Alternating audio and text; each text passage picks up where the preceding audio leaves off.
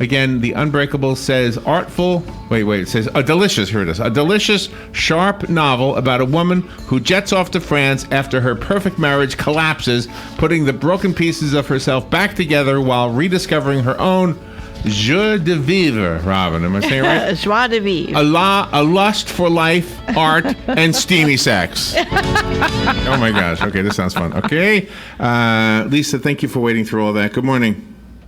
Good morning. You're so hired. Thank you. Where are you? Where are you calling from? I'm calling from the Chicago area, a suburb called Deerfield. Oh, nice. Well, you got nice weather there today. I think the whole country's doing good today, right?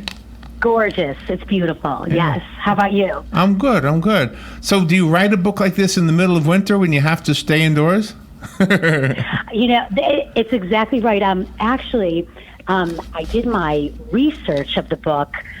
There's quotes on that, but you can't see it, in the south of France. So it was really a lovely book to write. The fact that you said those quotes, but I can't see them, that says everything. So you did your research. Is there any autobiographical element to this, or is this completely fantasy? No, there's definitely autobiographical, but not the situation where my main character, Sophie Bloom, her life falls apart after her husband, and I'm not giving it away because it's right in the beginning of the book. She discovers her husband was on this Ashley Madison site, where it was hacked, and she sees her husband's name on this site, and everything starts to fall apart. For me, that didn't happen. I was married my first time around. It was a devastating divorce. Got it right the second time. And I think I used a lot of the emotional aspect of it within my character. Okay, and that whole Ashley Madison story, that was a bothersome story, wasn't it? Oh my gosh. Sure was. Yeah. I mean, 32 million cheaters were exposed on that site. Can you imagine? Wow. And they were all from Florida? No, I'm teasing. All from Florida. No. I mean, actually worldwide. And it was one of those situations where the hackers threatened the website, and their motto is "Life is short, have an affair," if you can believe it. And they were hacked, and and all the names of everyone who was on this site, they were exposed. So that's kind of the backdrop of the beginning of the book. So I have a question. This is more of a social question than about the book, and I don't want to be too unfair. I want to be fair to the book. But when you see pictures of like French presidents, they're posing with their wife and their mistress. I would say to Robin, life is really different over there, isn't it? And you said some of this came from France, right? So what? I think, you're hitting on a really good point, because Sophie has been with her husband. He was kind of her only, the only man in her life. She'd been with him since high school. And when she flees after she's betrayed by him and her best friends, and, different things happen, she heads to the south of France to heal. And I really wanted to create a place where, it's known for its passion. So really the book is about Sophie rediscovering, her joie de vivre, her passion once again. And she's an artist, and she kind of gave everything up. And now that everything fell apart, she has to find herself again. And I thought the south of France was the perfect place to, heal and develop this passion. And I love the dialogue in the book. I think it's absolutely wonderful, because that really sets the characters and the tone for all the different emotions that are present. Yeah, I also, in addition to being a journalist and an author, I have a women's blog called Guerrilla Warfare, and so it's all stories kind of suburban moms. And so I really feel like I really understand women's dialogue. I just, I write about it. I'm in it. I have 3 daughters, drama central over here in my house. And, so I really feel like I get the edge of women's dialogue. Can you talk about the part, and I don't think it'll spoil the book, but where there's a painting being stabbed? Yeah, well, yes.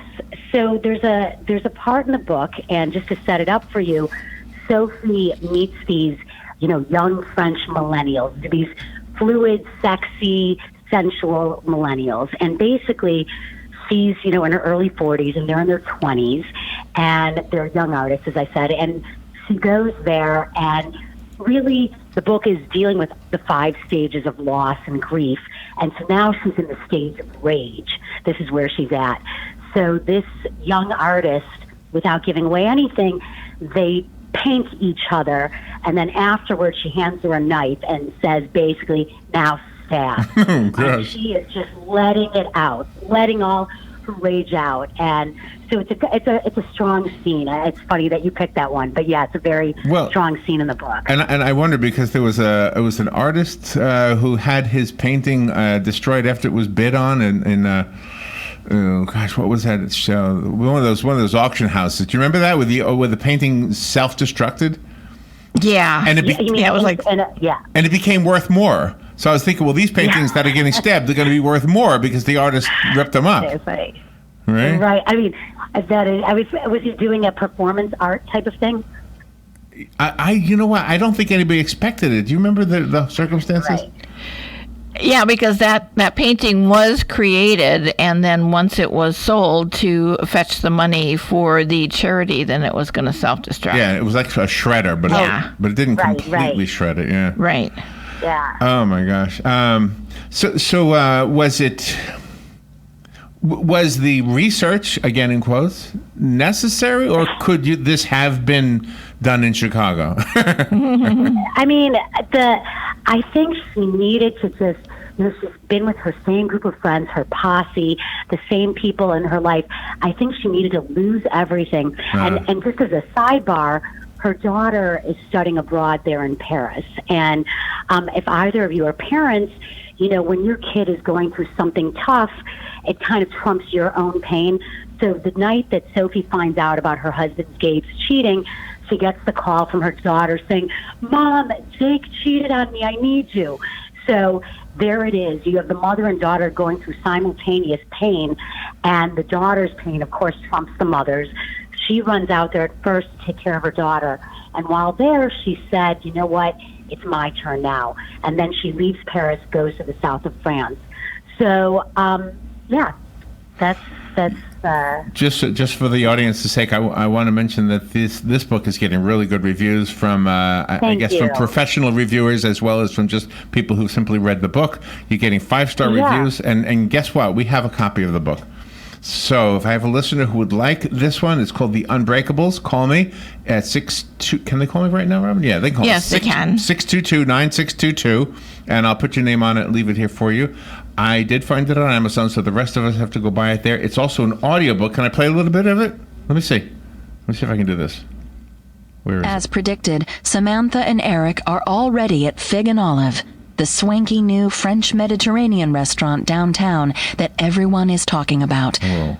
So are Lauren and Matt. Not only are we running a half-hour late, but also traffic from the burbs to the city is pure hell, much worse than usual. And it's a Tuesday night.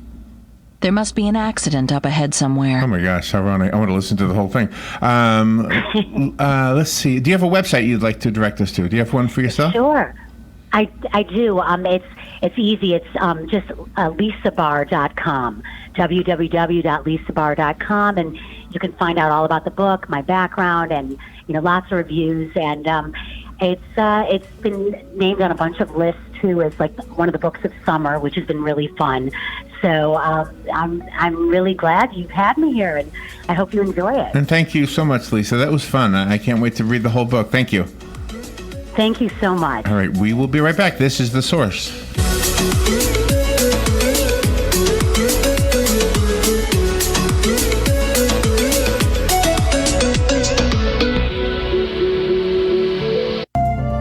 Hi, this is JP from Penn Flooring here in Ocala. I would like to invite you to come in and visit our spacious showroom where we have